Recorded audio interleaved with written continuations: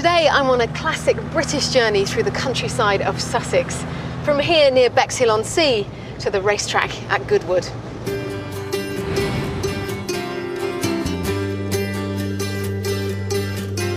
My route takes me from Bexhill-on-Sea, west to the Seven Sisters, onto Lancing, and then to the village of High Salvington. I'll head north to Ebenow Common before picking up some serious speed on the track at Goodwood. And along the way, I'll be looking back at the best of the BBC's rural programmes from this part of the world. This is Country Tracks.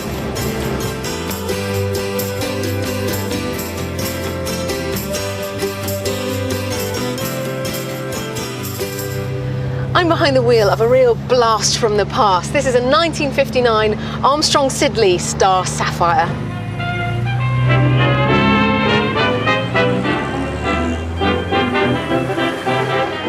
And it's no coincidence either, because Sussex is the birthplace of British motor racing. I'm going to be finding out more about that once I've picked up my passenger for the first leg of my journey.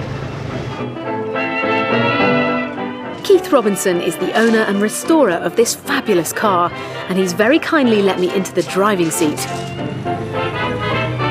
I'm heading a convoy of classic cars, enjoying the coastal roads just outside Bexhill-on-Sea. Good morning, Keith. Thank you for letting me drive this. My pleasure. It's an absolute beauty. Why was it that you even got this fabulous car in the first place? It was actually thrown at me by someone kept saying that this car was parked on a driveway rotting away. And in the end I went round there and we agreed a price and I bought it. It was very sorry for itself, and I just thought it would be a long-term project. Yeah. And I'd stripped it down, put it in boxes like you do. And my daughter came home from work one day and she said, "You know, we're getting married, Dad. I want the Armstrong." She wanted this car for her wedding day? Yeah. Oh. And it was in boxes. So consequently, we had 6 weeks to put it back together, spray it, and literally we finished it on the day of her wedding. We got it MOT'd on the day of the wedding. My goodness. Yeah. That must have been so much work getting it done in that time. There's a lot of pressure.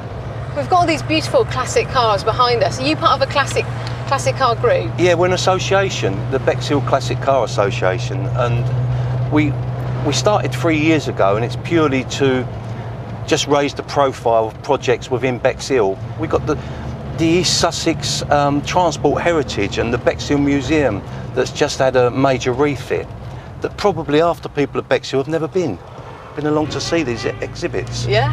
So if we can raise the profile of those things, fantastic. It was back in 1902 that wealthy car owners first raced their automobiles on British soil in Bexhill-on-Sea. Thousands flocked here to witness the spectacle. It was the most original sporting idea in years. Just imagine the smell of paraffin and the thunder of those early motors.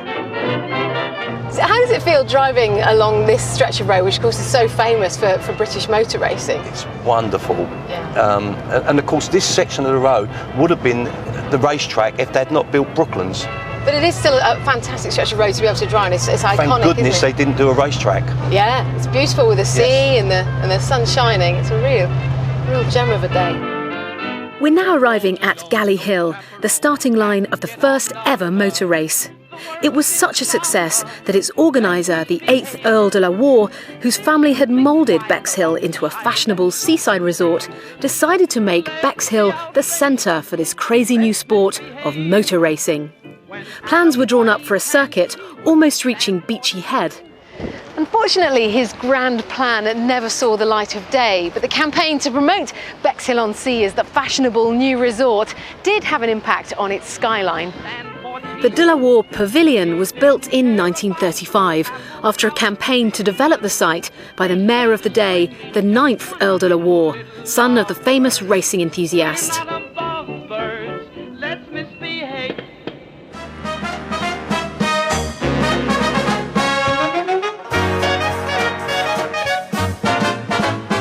Built in 1935, the pavilion was the brainchild of Bexhill's first socialist mayor, the 9th Earl de la Warr. He wanted to build an entertainment space, a restaurant and a theatre for both the locals and for visitors.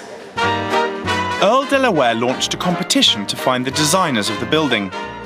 And the winners were Serge Chermayeff and Erich Mendelsohn, a Jew who'd escaped Nazi Germany. They were leading figures in the international modernist movement. International modernism was a school of architecture that Erich Mendelsohn brought to this country with him, and it was all about simplicity of design. There are no added fiddly bits to the building. It's very straightforward. It's all about function. So was this the first of its kind, certainly on the south coast?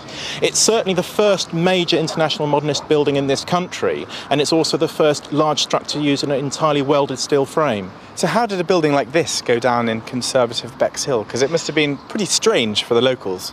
It was a shock, and some may say it's a shock that the town has never really got over, but people have always been very proud of this building because we got it and nobody else did. Would this have been a terribly expensive building at the time? They actually had to get a loan from the Ministry of Health, which at that time was providing money for public buildings such as this. It was considered a building that was good for you. People could get the sun, people could take the air. It also included a library as well, so it was really about self-improvement. People could come along and read as well as sitting in a deck chair and playing sports up here. What the Ninth Earl Delaware wanted to do was reinvigorate the town's economy, the tourist economy, and try and get people to have their holidays here rather than going elsewhere. The pavilion was opened on the 12th of December 1935, and thousands of people turned out to admire the gleaming new building. Thelma Hunter was one of those in the crowd, and she made full use of the new facilities the pavilion offered. Well, there was a very, very good theatre, and there were dances, and out on the lawn there were several things happening all the time. People in deck chairs. It was a bit new for Bexhill, you see. And did you come dancing actually in the pavilion? Yes, I came dancing quite a lot. There's a big hotel next door, Metropole, and the RAF were training there, so they all came, and plenty of men to dance with. The Delaware Pavilion was a huge influence on the design of other seaside buildings, like Saltdean Lido along the coast near Brighton. Shining, streamlined modernist buildings like ocean liners sprang up all along the coast. The promise of entertainment, clean beaches and bracing sea air meant that Bexhill and the Delaware Pavilion became a major tourist attraction, and the easy access by train meant that in the summertime people came in their thousands. Yes, for sunshine and health, it's Bexhill-on-Sea, the town on the Sussex coast that lives up to its motto. A sunshine record invariably high and bracing air that's a real tonic. Here is our first glimpse of the famous Delaware Pavilion, pride of Bexhill and envy of many other seaside resorts. Sadly, Dr. Beeching's closure of the railway branch lines in the 1960s heralded hard times for Bexhill, and the Delaware Pavilion fell into disrepair.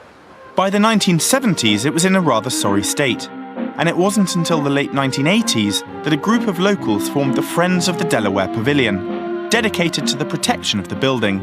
My son was a student of architecture, and he said it's major.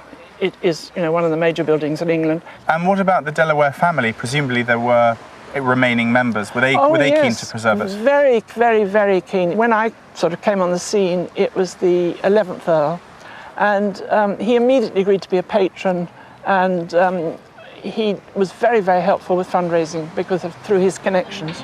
Work began on restoring the pavilion in 2004, and in 2005 it was reopened as a contemporary arts centre, run by the charitable Delaware Pavilion Trust.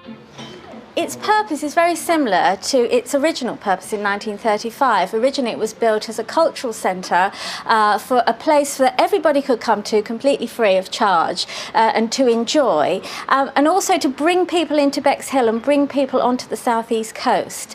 And really that's what we're trying to do today. So we're offering 2 fantastic art galleries, a cafe and restaurant, and just this wonderful sort of roof space and balconies that people can just sit and enjoy the fantastic view. So has it been important for Bexhill? I think it's incredibly important for Bexhill because it brings so many people into the town, and therefore other businesses in the town can rise to the occasion and reap the benefits. And the future, are you hoping this will be around for another 70 years? I'm hoping it'll be around for a lot longer than that, yes. Just me and my radio ain't misbehaving. I'm saving my love for you.